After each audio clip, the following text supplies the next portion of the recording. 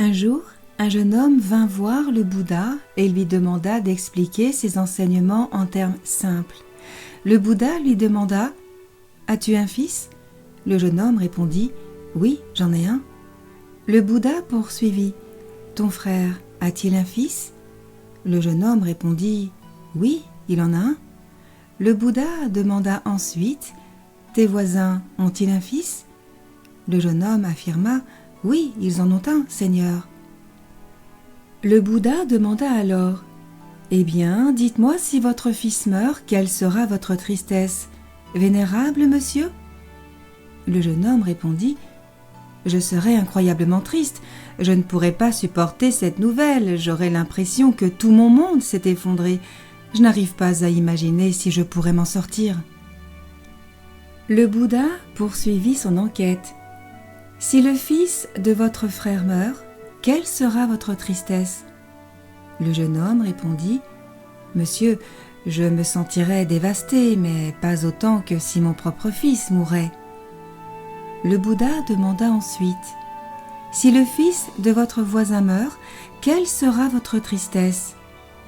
Le jeune homme répondit « Seigneur, j'éprouverais une certaine tristesse, mais pas autant que si le fils de mon frère mourait. » Le Bouddha posa la dernière question.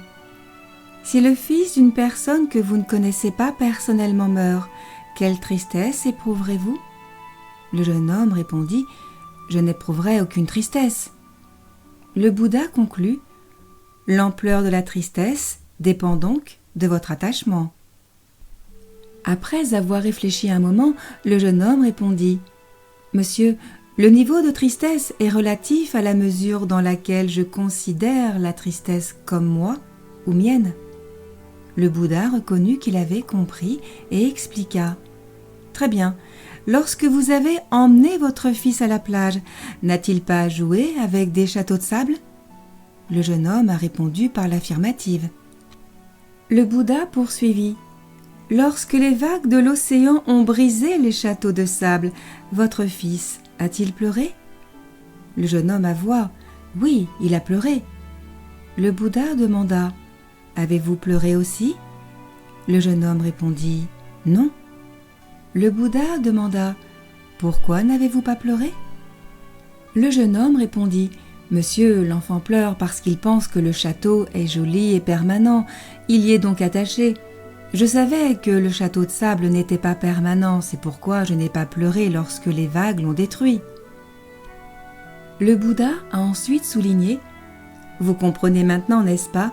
Si vous ne voyez pas la vérité telle qu'elle est, vous continuerez à traverser votre douleur sans fin. Il n'y a pas de différence entre les enfants qui pleurent lorsque leurs châteaux de sable sont emportés par les vagues et vous. Vous voyez ? Dans la vie, dans votre vie, le Bouddha a enseigné le non-attachement parce que rien dans ce monde n'est permanent.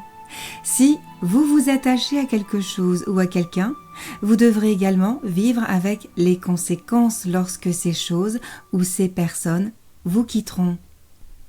Tel est le secret que connaissait le Bouddha.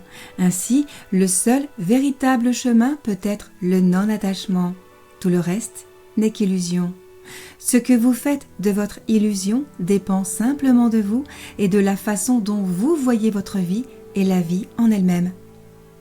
Merci d'avoir regardé cette vidéo jusqu'au bout. Partagez-la autour de vous pour aider vos proches à découvrir la voie du bonheur.